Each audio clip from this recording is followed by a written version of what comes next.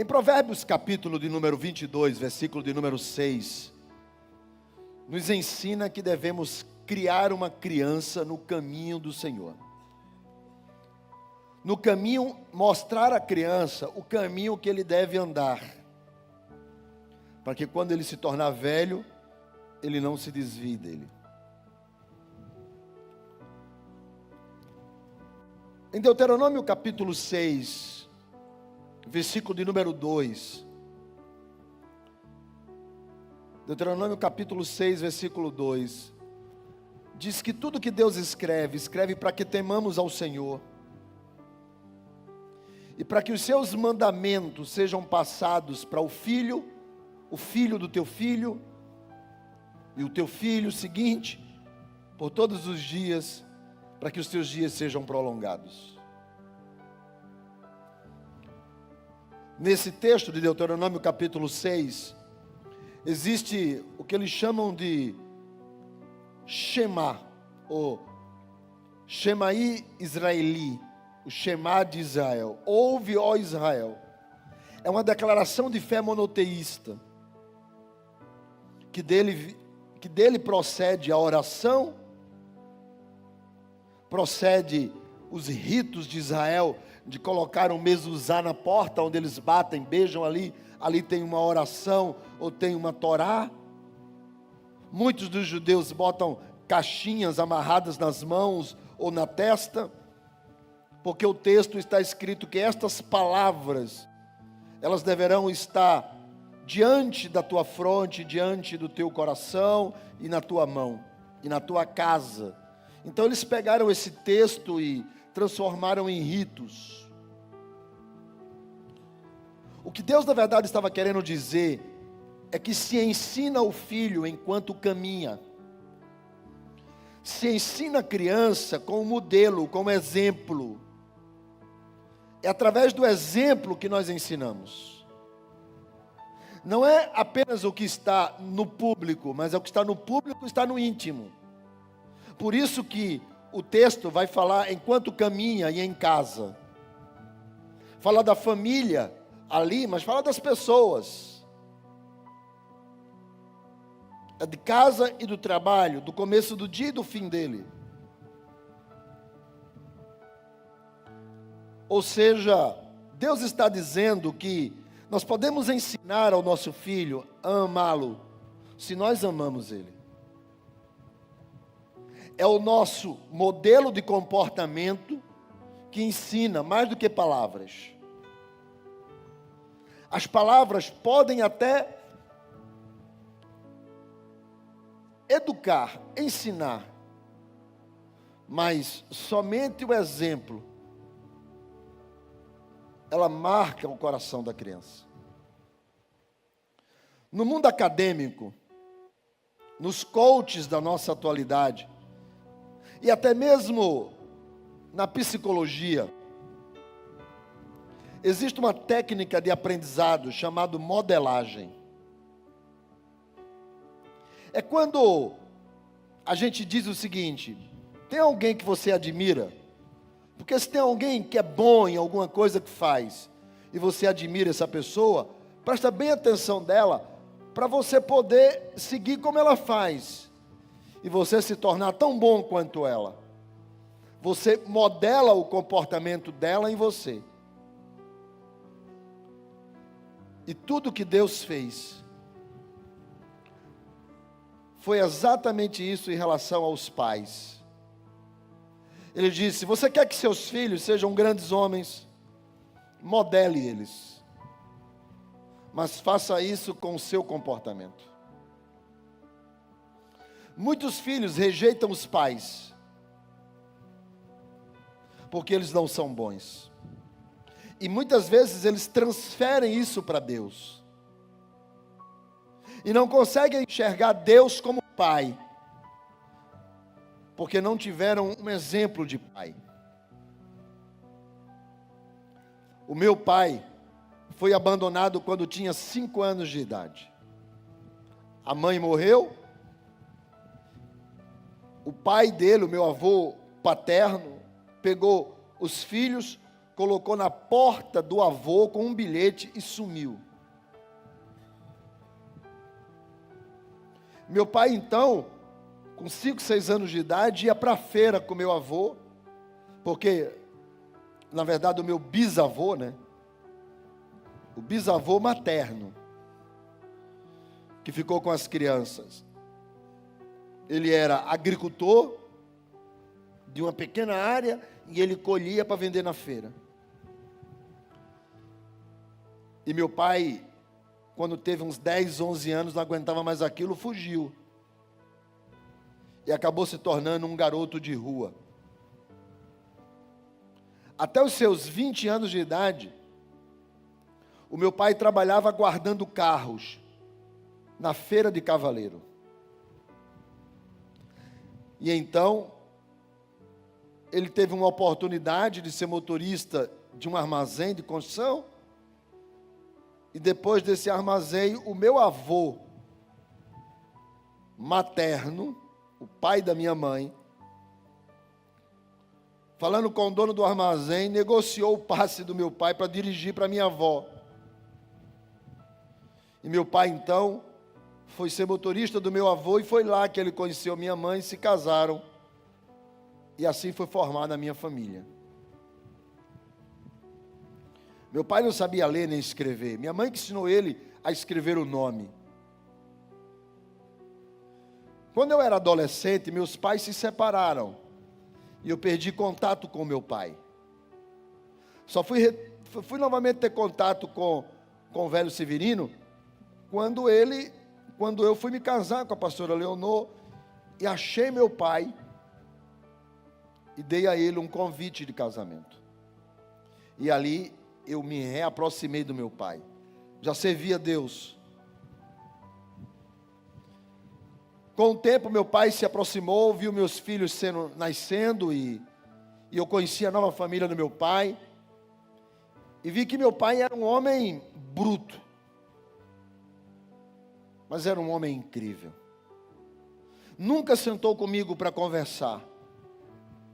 Mas os seus gestos falavam. E eu aprendi a amar o meu pai. Eu acho que daqui o Adelso conheceu ele, né? O velho Severino. Lucas também trabalhou com ele lá na rádio. Meu pai era um cara incrível. Não tinha a inteligência das letras, mas tinha a sabedoria da vida. Eu pude ver no meu pai, principalmente depois que eu ganho ele para Jesus, ele se converte, o quanto que ele me amava. E como que eu poderia ter feito diferente com meu pai? Mas somente agora, aos 55 anos, que meu pai já não está mais comigo, que eu percebo que eu poderia ter aproveitado mais do meu pai. Eu poderia ter sido mais filho e deixado ele, mesmo na sua falta de habilidade, ter sido mais meu pai. Só que talvez eu vivi o que Israel viveu. Porque Deus sempre se mostrou como pai no Antigo Testamento.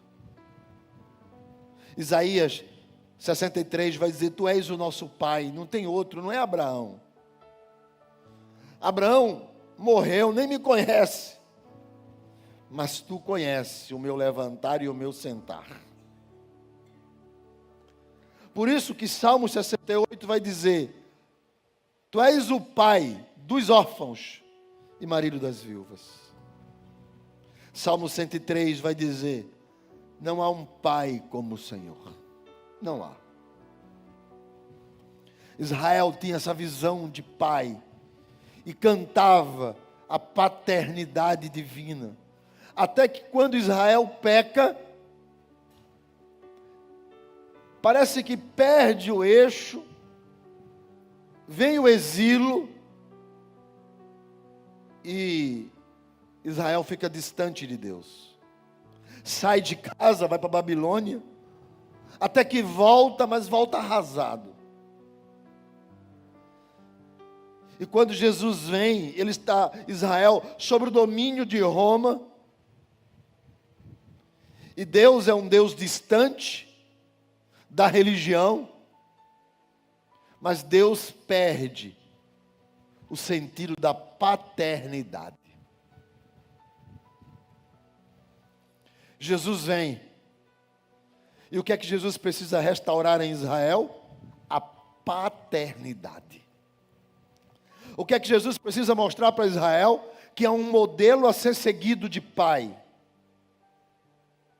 E que há um sentimento de pai que não se consegue explicar. E ele diz, olha, quando vocês orarem em secreto, em oculto, o pai que está em oculto consegue ouvir o que você está falando, entender o que você está dizendo, sentir o que você está sentindo, e o pai em oculto também te recompensará. Por isso que João diz, todo aquele que nele crê, serão chamados, feitos filhos de Deus. É a volta para casa. E por isso que Jesus quer mostrar que Deus é muito mais do que aquele que está longe, é muito mais do que aquele que está somente nos céus, recebendo louvores. Não, Ele é aquele que caminha junto, chora junto, sente junto, e não tem como explicar. Eu consegui entender Deus talvez muito mais sendo pai do que até sendo filho. E por isso que Jesus vai dizer, Pai nosso. Não é meu, nem é seu. O Pai não é de alguns. O Pai é nosso. Mas Israel se sente abandonado. Então, em Lucas capítulo de número 15, os fariseus vão criticar Jesus, porque Jesus come com pecadores, come com gente que parece que não vale nada. Jesus precisa então explicar a eles que o propósito pela qual Jesus está ali, exatamente é isso, é sentar com os pecadores, é trazê-los de volta. E Jesus conta 3 parábolas: a da ovelha perdida, a da moeda perdida e do filho perdido. E Jesus mostra nas 3 parábolas que a ovelha perdida, nos braços do pastor, volta para o rebanho. Que a moeda perdida, depois de varrido a casa, a dona acha e ela volta para a dona. E que o filho perdido, depois de ter ido embora, cai em si e volta para o pai. Jesus quer mostrar nessas 3 parábolas que o que é perdido e se arrepende, volta para a condição planejada por Deus. Volta para onde Deus quer que ele esteja. Por isso que a parábola do filho é uma parábola do filho que reencontra o pai. E nós poderíamos falar das atitudes dos filhos, mas eu quero pensar na atitude do pai. Porque os 2 filhos, Lucas capítulo 15, versículo 11, diz assim: certo homem tinha 2 filhos. Se tinha 2 filhos, eram 2 comportamentos, 2 maneiras de ver a vida. Eu tenho 2 filhos. Inclusive, eu tenho 33 anos de casado. Nesses 33 anos de casado, todas as vezes que estamos falando de filhos, a pastora Leonor pega esse dedo daqui. Sabe que dedo é esse? Na igreja chama de dedo de profeta. No mundo chama de dedo da verdade. A pessoa bota o dedo na sua cara e fala, eu te disse. É o dedo da verdade. E ela pega o dedo da verdade e diz assim, eu queria ter 5 filhos. E você só queria 2. Eu sempre digo para ela, é porque quando o Jonatas veio, que eu comecei a ver o preço da escola, o preço da roupa, o preço do plano de saúde, esse plano frustrou. E o pai tinha 2 filhos, e eu tenho 2. E é incrível como os 2, apesar de se parecerem, são diferentes. Apesar de terem sido criados pelo mesmo pai e pela mesma mãe, enxergam o mundo de formas diferentes. Então, quando o texto diz que o pai tinha 2 filhos, e o mais moço pede a herança e vai embora, e o outro fica em casa, e o mais moço se arrepende e volta, e o que ficou em casa termina a parábola do lado de fora de casa, Deus está dizendo para nós, que não é sobre como Deus é sobre como nós enxergamos Ele. É como eu enxergo Deus, é como eu vejo Ele. Como um pai que eu preciso estar de volta nos braços, ou um pai que me nega um cabrito para fazer uma festa com os amigos. É como eu vejo Deus, que Ele se torna o que Ele é para mim. Porque Deus é Deus, tanto para o filho novo como para o filho velho. Mas o comportamento de ambos são diferentes, porque Deus nos faculta a nossa individualidade. Nós somos seres que nós não somos iguais uns aos outros. E isso é fantástico. Porque existem 8 bilhões de seres humanos na Terra. E cada um é diferente do outro. Você não é igual à pessoa que está do seu lado. Mas o Deus a quem você serve, Ele é o mesmo Deus para você. E é o mesmo Deus para a pessoa que está do seu lado. Deus é o mesmo.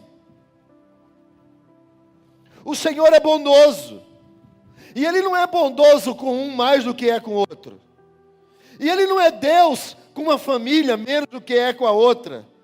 Deus é Deus para ambos, Ele é o Pai de ambos, Ele é o Pai de todos nós.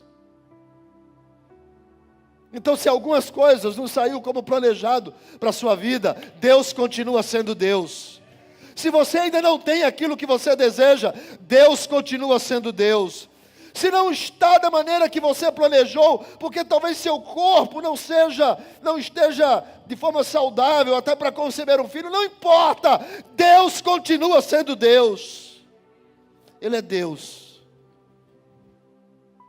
E esse homem que tinha 2 filhos, esse pai, o filho diz para ele: pai, dai-me a herança que me pertence. Eu quero que o Senhor me dê a parte dos meus bens. Verso de número 12. Olha, como eu não li o texto, que eu for falando, vai pondo aí. E ele lhes repartiu os haveres. Deu os bens para o que havia pedido. O interessante é que herança só se recebe quando o pai morre. Herança só se recebe quando o pai morre. Mas o pai está vivo. E ele quer a herança dele. Ele matou o pai antes do pai morrer. O rapaz diz: me dê. E o pai dá. Aí agora vem a segunda parte da história. Passado muitos dias, o filho mais moço decidiu ir embora, ajuntando tudo que agora era seu, não mais do pai, partiu para uma terra distante e lá gastou tudo, vivendo sem limites. Sabe o que é que eu acho interessante? É que o pai respeita a escolha do filho.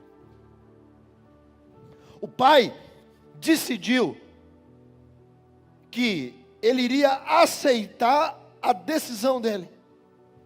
O pai não prendeu, o pai não manipulou, o pai não controlou, o pai não exigiu que ele ficasse ali, mesmo sabendo que o filho ia embora e ia se arrebentar. O pai honrou o livre arbítrio. O pai não pegou e falou assim: está escrito, você tem que ficar dentro de casa. O nome disso é predestinação. Não. Quer se ferrar? Pode ir. Quer pecar? Pode ir. Quer gastar toda a saúde que o pai te deu? Quer gastar toda a felicidade que você tem em casa? Acabe com tudo. Acabe com o seu casamento, acabe com sua saúde, acabe com o projeto de Deus na sua vida, pode acabar. Deus não vai prender você. Deus não vai manipular você. Deus não vai controlar você. Você não tem amarras, cordões de uma marionete. Esse aqui é o seu destino, destino, destino. Não. Você escreve o seu destino. Você escreve o seu futuro. Porque Deus deu a você livre arbítrio. E o garoto diz: vou embora. Cansei de estar com meu pai. Cansei de estar na minha casa. Eu quero viver sem limites. E Deus respeita o livre-arbítrio. Eu me lembro, quando Gabriel tinha seus 14, 15 anos. Meus filhos odeiam quando eu dou eles de exemplo. Mas eu tenho um ombro largo, eu aguento levar pancada depois. Mas eu me lembro quando ele tinha seus 14, 15 anos, teve uma festa na escola dele. E a gente nunca, irmãos, nós nunca deixamos nossos filhos ir para a casa de ninguém, tá? Nunca. E eles não são garotos problemáticos. Não são, mas a gente nunca deixou. E eu me lembro que um dia ele chegou em casa, falou com a mãe: mãe, tem uma festa para ir que é 15 anos de uma amiga lá da escola. Leonor: Gabriel, como é que vai ser essa festa? Ah, vai ser assim, vai ser assim. Leonor: não vai. Não vai. E aí foi uma confusão. E ela falou: eu já disse que não ia, você não vai passar por mim. Eu falei: não vou, não sou louco. Não dei na minha mãe quando eu era criança. Não passo por cima de você não. Mas eu posso sentar com você para conversar? E eu mostrei que ele precisava ter a liberdade mesmo com 15 anos. Porque quando uma criança é pequena, você decide o caminho dela. Esse negócio de menino, adolescente, dizer assim: não vou para a igreja, e eu fico porque eu decido, decide uma ova. Quem decide sou eu, o pai. Tu não tem idade para decidir ainda. Quando tu ficar grande, aí se tu não quiser ir, tu não vai. Mas enquanto tiver comendo do meu feijão, debaixo do meu teto, dormindo na minha cama, quem manda sou eu. Porque eu vejo uns pais aruá.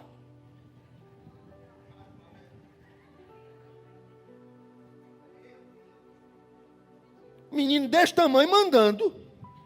Não vou para a igreja. Sabe nem falar a palavra igreja, igreja. Vai sim. E cresce na casa do Senhor. E aí, eu falei: amor, ele já está um adolescente. 15, 16 anos, não lembro, mas isso, 15, 16, 17, por aí. Falou: não dá mais para segurar. Deixa ele ir. E montamos uma estratégia. Foi. Ele sentou, eu conversei com ele, falei: filho, vai acontecer isso, isso, isso, isso e isso. Vai ter bebida e rock and roll. Sexo eu não sei, mas vai ter bebida e rock and roll. Vai ter isso, vai ter aquilo. Cara, tu quer mesmo ir? Quero, pai, são meus amigos. Tá bom. Depois de ter dado todo o beabá, levei ele lá e falei: olha, 3 horas da manhã, o cara do táxi vai vir aqui, porque ele queria vir no outro dia de 6 horas. Eu falei, não, vamos no meio termo aqui. 2, 3 horas da manhã, aqui, você vem, o táxi vai te pegar, está aqui o número do táxi. Combinei com o cara do táxi, falei, irmão, tu vai ficar a noite toda à minha disposição. Na hora que meu menino ligar, tu vai. Tá bom. Essa daqui, coitada, nem dormiu.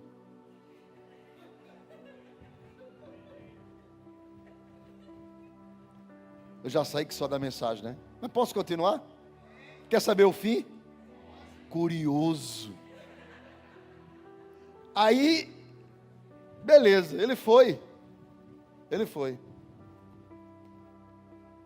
Quando deu mais ou menos uma 00:30, 1h da manhã, Gabriel chega. 00:30, eu disse que eu chego. Porque para quem queria chegar de 6 da manhã, foi que houve? Ele falou, pai, não é minha praia não. Os meninos começaram a beber, as meninas, tudo se oferecendo. Veio uma, vomitou no meu pé, estou todo sujo. Não é o meu lugar. Nunca mais. Deus faz exatamente isso com você. Primeiro, Ele sabe o filho que você é. Ele te conhece. Então Ele deixa você decidir para onde você vai. A decisão é sua. Esse camarada decidiu que ele poderia viver o caminho dele.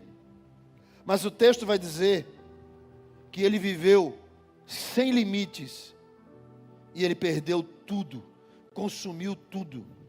Consumiu o coração, a mente, as emoções, a vida, a família, os pertences.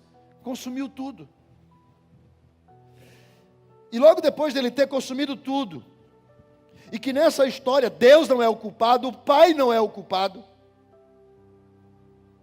O culpado são as escolhas erradas que as pessoas fazem nas suas vidas. São as escolhas erradas que os homens tomam, os caminhos que eles decidem ir. E o pecado tem consequências. Longe de Deus, irmãos, presta atenção numa coisa. Longe de Deus, todos os caminhos terminam no chiqueiro. Longe de Deus, você perde o valor, a dignidade, a autoridade. Você só perde. Longe de Deus, você tem que conviver com porcos. E foram as escolhas desse rapaz que levaram ele para lá. Foi ele que decidiu viver fora da casa do pai. Foi ele que decidiu viver longe da presença do pai. Mas o texto diz no verso 17, que ele cai em si, que ele fala, cara, eu estou vivendo com porcos, longe da casa do meu pai. E ele cai em si. E ele diz, os trabalhadores do meu pai têm pão com fartura, e eu estou morrendo de fome, colhendo o que eu plantei. E quando as coisas ficam ruins, ele lembra do pai. E ele não deixou de ser pai, de ser filho. Porque olha o que ele diz, os trabalhadores do meu pai. Deus nunca deixará de ser o nosso Deus, ainda que a gente esteja errado. Escute, você que talvez esteja em casa me ouvindo. Deus nunca deixará de ser seu Deus, ainda que você esteja longe dele. E Deus está até no chiqueiro. Como, pastor? Quando ele teve uma crise de consciência, Deus estava no coração, na criação. Deus estava nele. E ele conseguiu enxergar: aqui não é o meu lugar. O meu lugar é junto do meu Pai. Porque quando ele está na farra, gastando tudo, quando ele está na farra, destruindo tudo, ele nem lembra do Pai. Ele está gastando o que o Pai deu, a saúde que o Pai deu, a família que o Pai deu, os amigos que o Pai deu, a prosperidade vinda do alto. Ele está gastando tudo. E quando ele perde, quando ele está sem saúde, quando ele está doente, quando ele está arrebentado, quando ele está sem gente que ama ele, porque todo mundo gosta de você, liga e pede. Todo mundo é teu amigo, adoece. Primeiro mês todo mundo vai para o hospital, depois não lembra nem que tu existe. Porque todo mundo tem sua vida, vai no seu corre, fazer o quê? Indo lá no hospital todo dia. Meu pai passou 4 anos no hospital. Nos 6 primeiros meses, todo mundo queria saber como ele estava. Nos outros 6 meses, ninguém lembrava dele. E nos outros 3 anos, só sobrou a mulher e os filhos.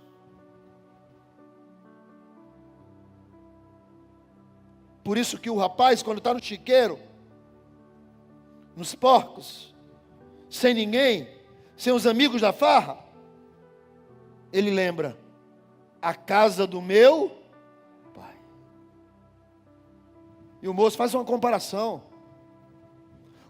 A comparação do moço é: quando eu estava na igreja era assim, agora é diferente. O moço faz uma comparação: quando eu estava na casa do meu pai era de um jeito, agora é outro. Sempre haverá comparações. Então diz o moço: eu vou me levantar, vou tomar uma atitude, porque tudo que eu quero é voltar para casa. Jesus está dizendo para Israel: tudo que vocês precisam não é vencer Roma. Tudo que vocês precisam não é trocar o presidente, destituir qualquer órgão, ser próspero no sentido financeiro. Isso é bom. Inclusive Eclesiastes diz: ser sábio ou excelente com dinheiro é melhor. Mas o que aquele rapaz precisava era de um abraço do Pai. Em algumas versões, trabalhadores, verso de número 19, é trocado por jornaleiros. Vê se tem uma versão aí que fala jornaleiros, e depois volta para essa versão. Faz-me pelo menos de um dos teus jornaleiros. Esses jornaleiros aqui não é jornaleiros de vender jornal, mas é de ser pago por uma jornada. Por isso que aqueles que vendiam jornal diário, quer dizer, notícias diárias, e quem entregava eram os jornaleiros, que recebiam pelos jornais entregues. É aquele que recebe por uma diária, jornaleiros. Faz-me como um dos teus trabalhadores, em umas versões, e tem versões que dizem: faz-me como um dos teus jornaleiros. Ou seja, o Senhor precisa só me pagar pelo que eu fizer. O Senhor só me paga pelo que eu fizer. Se eu fizer alguma coisa boa nesse dia, eu recebo. Se eu não fizer alguma coisa nesse dia, eu não recebo. O pai ouviu isso, porque pai que é pai ouve. E o pai ouviu. E o pai olhou e disse assim: façamos o seguinte. Manda agora, rapidamente. Ele diz para um de seus servos: trazer a melhor roupa. Veste o rapaz. Coloca um anel no dedo. E dar a ele sandálias. Porque esse rapaz, quando estava ainda ao longe, o pai estava olhando. E viu ele chegando. E correu. E o abraçou. Ele não abraçou um jornaleiro. Ele abraçou um filho. O que você é para Deus não é um jornaleiro que recebe pelo que faz. Deus não te paga pelo que você faz. Deus te ama pelo que você é. E você é filho. Você pode não ser talvez o melhor. Talvez você tenha gasto tudo lá fora, tenha destruído lá fora, mas Ele não desiste de você. Ele continua te esperando. Ele continua acreditando. Muitos que estão aqui já vieram para o Senhor longe deles. Queremos que Deus seja bom conosco, na medida em que a gente faz alguma coisa, mas isso não é graça, isso é meritório.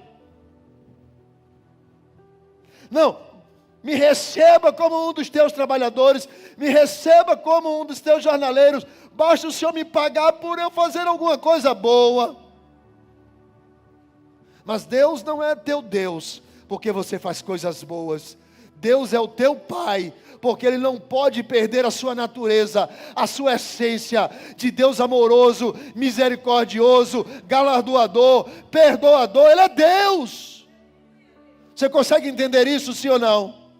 Então não adianta nada do que você faça,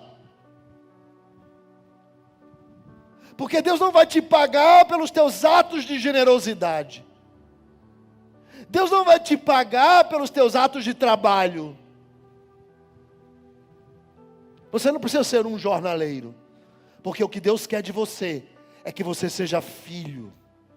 Ele quer correr, Ele quer te abraçar, Ele quer se compadecer, Ele quer demonstrar atos de misericórdia, Ele quer demonstrar atos de bondade, porque Ele é Deus na tua casa, Ele é Deus na tua vida, Ele é Deus na tua família, Ele é Deus nos teus sonhos, Ele é Deus nos teus projetos, Ele é Deus que vai lá na prisão, Ele é Deus que vai lá no hospital, Ele é Deus que vai lá no oculto, Ele é Deus que vai lá no escondido, Ele é Deus que vai lá na dor, Ele é Deus que vai lá na tristeza, Ele é Deus que vai até você, porque Ele não desiste de você.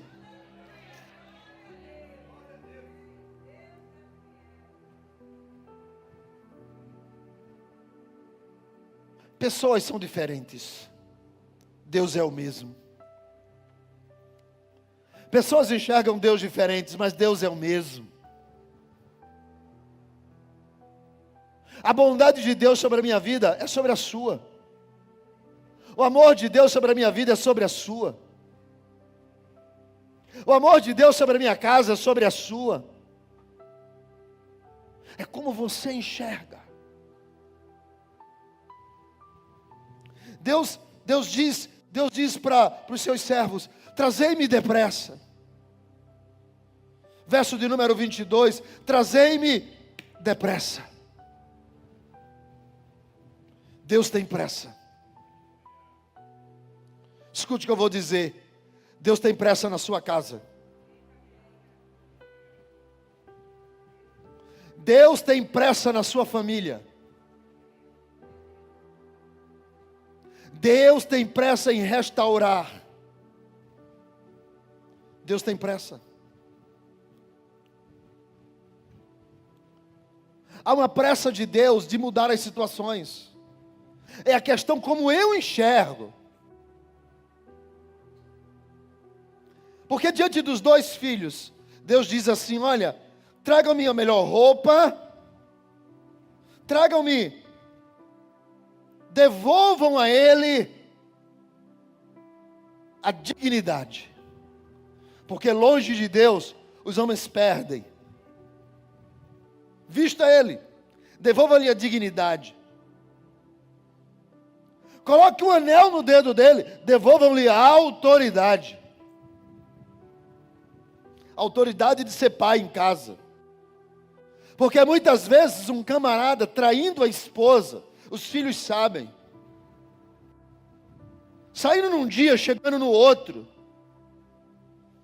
Tratando mal a mulher. E o que é que acontece? O que é que ele perdeu? Ele perdeu dignidade, autoridade, propósito.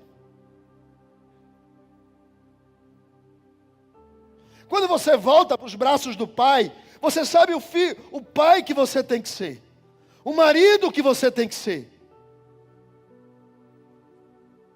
o homem da casa que você tem que ser.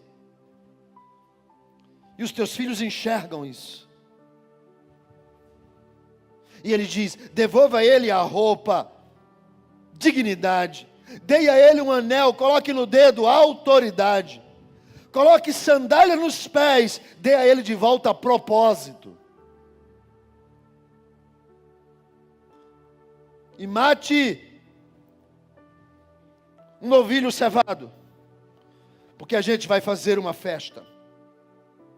Vamos fazer uma festa. Eu posso contar uma coisa para vocês, sim ou não? Posso? Deus adora uma festinha. Olha o que é que ele diz: vamos matar o novilho, porque esse rapaz estava morto, mas ele reviveu, ele foi achado, e começaram a celebrar, a regozijar-se. Deus gosta tanto de festa, que para lembrar dele, ele diz no Antigo Testamento: faça a festa das cabanas, faça a festa da Páscoa, faça a festa de Pentecostes. Deus adora uma festinha. E tu quer ficar em casa. Deus adora uma picanha no fogo. Ele disse para os camaradas: vocês querem me agradar? Quero. Mata um novilho, faz uma oferta. Eu fico imaginando, Deus não come carne, mas só o cheiro do churrasco subindo, ele... Deus adora uma festinha.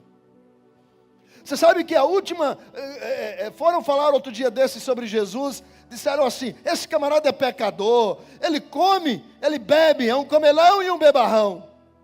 Porque Jesus estava numa festa, que Mateus, ao ser chamado, foi lá fazer festa. E eu acho que Jesus estava lá num pagode santo. Quando Deus, através de Elias, chamou Eliseu, quero ver se você é bom de Bíblia agora. Eliseu estava arando a terra. O que foi que Eliseu fez? Aqui, o ministério aqui na frente. Terra, peguei. Elias vai lá em Eliseu. Eliseu está arando a terra. O que é que Eliseu faz?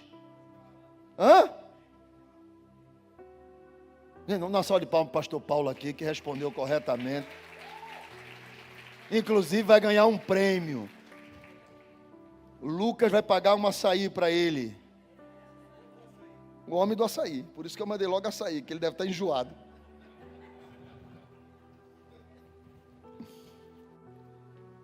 Elias passa, joga a capa sobre Eliseu. Eliseu está trabalhando. Sabe o que é que ele faz? Ele pega o carro, que é aquelas madeiras que vai atrás do boi, pega o boi, mata o boi, da madeira, ele faz o fogo e faz um churrasco. Deus gosta de festa. Eu vou ser pastor hoje. Vira a pessoa que está falando que vai me levar para comer aonde quando acabar o culto.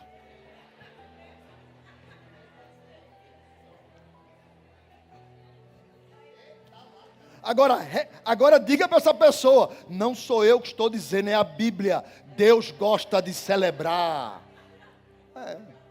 Deus gosta de festa, Deus gosta de celebrar. E ele está ali, fazendo uma festa com o filho que voltou. Quando o filho mais velho chega. E quando o filho mais velho chega, o filho mais velho, ao aproximar-se da casa, ouviu o quê? Versículo de número 25. O filho mais velho estava no campo. Quando voltava, ao aproximar-se da casa, ouviu música e dança. Alguém vai dizer assim: ah, pastor, Davi dançou. Mas dança é coisa do Antigo Testamento. Não, é do Novo também. E quando ele está chegando perto de casa, ele ouve música, ele ouve celebração, ele ouve alegria. Porque na presença de Deus, até a tristeza salta de alegria. E ele está ouvindo aquelas músicas, aquela dança, aquele festejo. E ele pergunta: o que é isso? E alguém diz: sabe o teu irmão,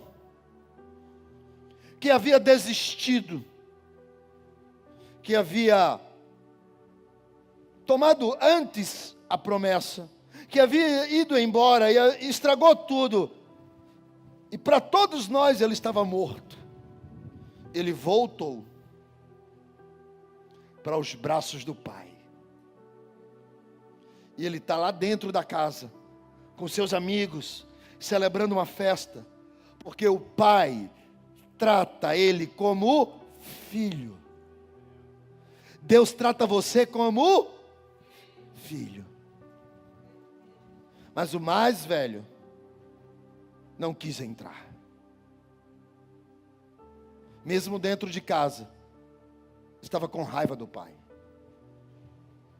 Mesmo dentro de casa, não pôde experimentar da graça, não pôde participar da festa.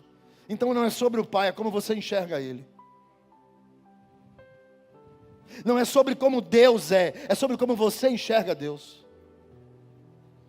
Não é sobre errar e acertar, ou sobre acertar e errar, mas é como você está na presença dele. É essa presença que faz a diferença. É estar na presença de Deus que nos faz ser felizes e poder celebrar. Irmão, evangelho não é religião. A religião, ela estabelece regras e ordens. E nós somos uma religião, sim, religião evangélica. Mas evangelho é muito mais do que isso. Evangelho é sobre perdão, sobre reconciliação. Evangelho, sabe, irmãos, essa semana eu estava pensando sobre isso, porque eu estou com 55 anos de idade. E meu pai não está mais aqui. E essa semana eu estava lá em cima, escrevendo os devocionais. E no Dia dos Pais eu botei um devocional sobre o que o filho pensa do pai. E na última parte, aos 55 anos, o filho diz: como eu queria que meu pai estivesse aqui. E eu li aquele texto. E eu senti isso. Eu saí da minha cadeira, sentei no sofá que tem lá perto, fechei os olhos e comecei a chorar. Eu disse: Deus, como eu queria que meu pai estivesse aqui. Eu queria conversar umas coisas com ele. E eu sei que ele teria respostas para mim. Daquele jeito dele, sei lá, eu acho que é assim, assim. Ele dizia sei lá e dizia tudinho.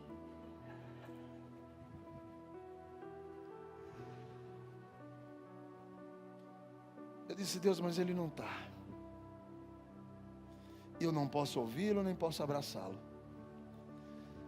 Nem posso tirar onda com a cara dele e abusar com ele. Ele não está mais. E eu chorei sentado ali no sofá.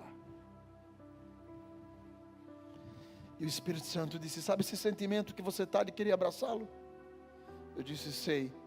Ele disse: é o mesmo sentimento que eu tenho com todos os meus filhos, de querer abraçar eles.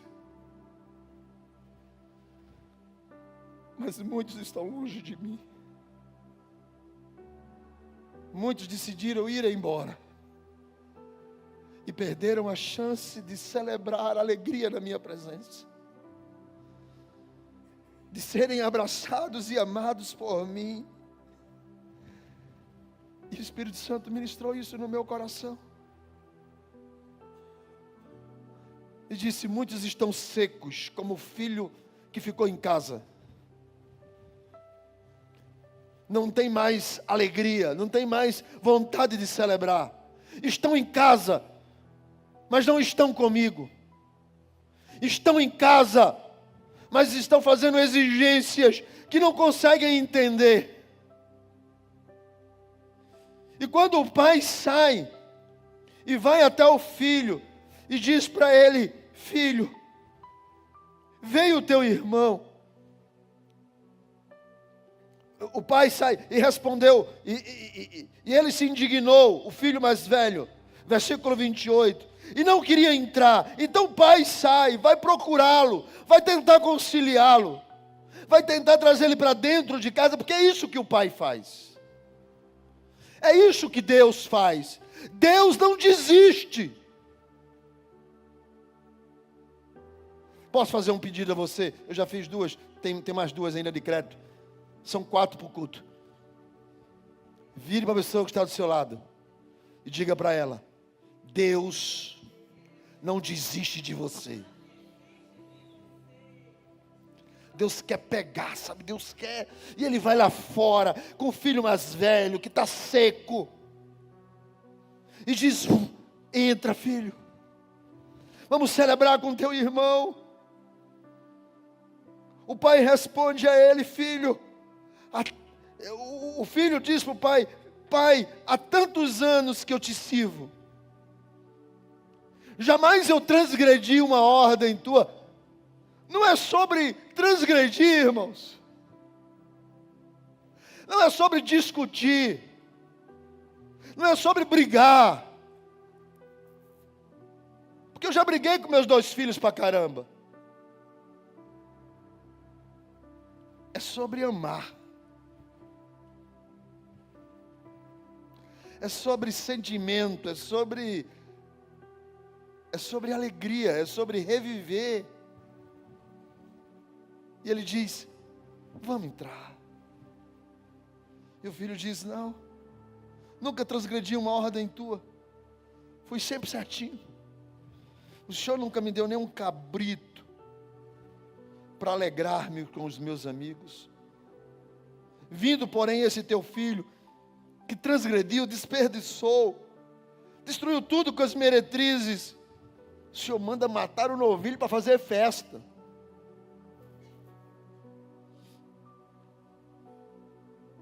Posso falar uma coisa só entre nós? Parece que Deus gosta de gente que não vale nada. Me pergunte, como é que o senhor sabe disso? Me pergunte. Porque é só eu me olhar no espelho.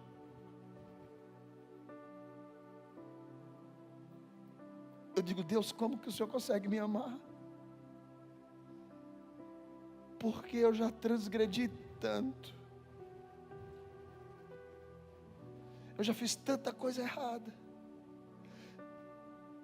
Mas tudo que Deus quer é que você esteja nos braços dele.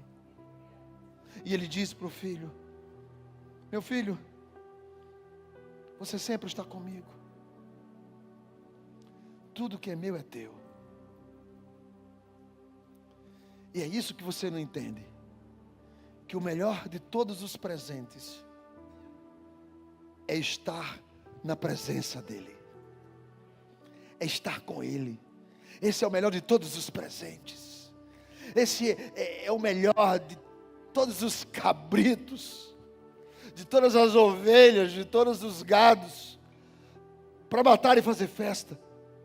Não é sobre a festa, é sobre estar na minha presença. O Senhor disse: tudo é teu.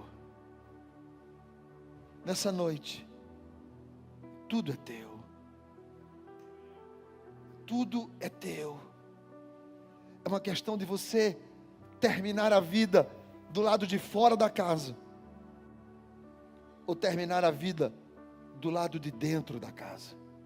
Porque o pai, quando termina de dizer isso, tudo é teu, a parábola encerra. Eu não sei o que aconteceu depois. Sabe o que eu sei?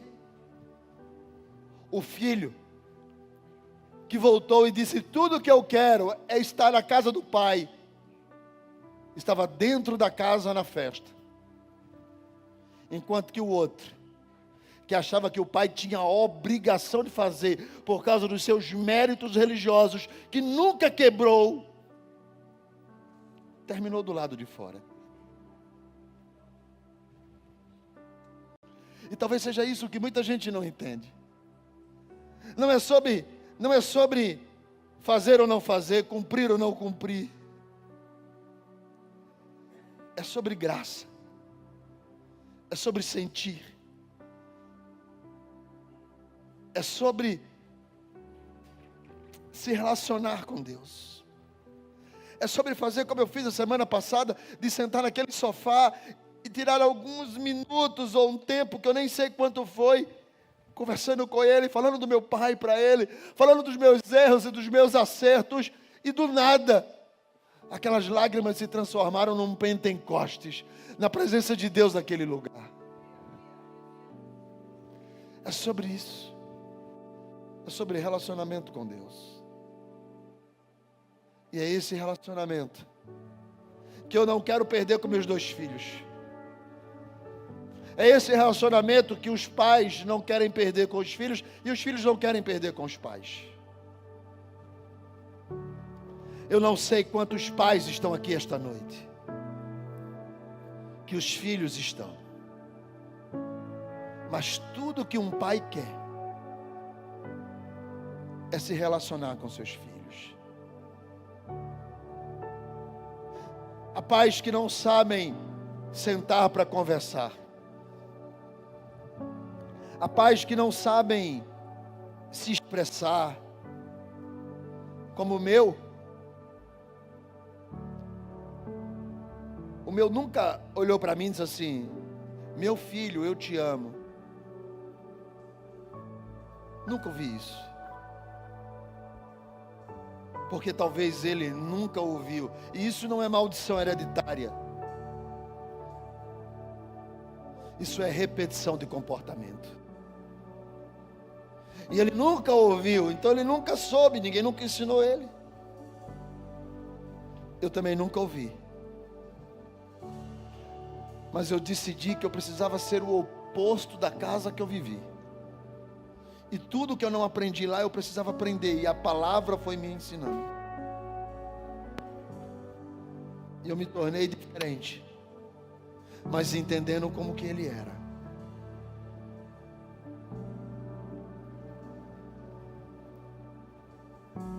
Cada um que está aqui essa noite, pais e filhos, às vezes a comunicação está confusa e complicada, mas tudo que um pai quer, e eu falo como pai, é estar perto do filho, é poder dizer: sabe, cara, tu és a minha continuação, tu és a minha extensão. É a mãe poder ver na filha a mulher que ela se tornará ou se tornou. E todos nós, de uma certa forma, certos ou errados, desejamos isso. Desejamos o melhor. Pode ter certeza que talvez não é como seu pai fale, mas o que ele sente conta muito. Assim como eu consigo enxergar o quanto que Deus me ama, eu posso ver o quanto que os pais amam, porque os brutos também amam. E eu vejo o quanto que eles amam. Fique de pé.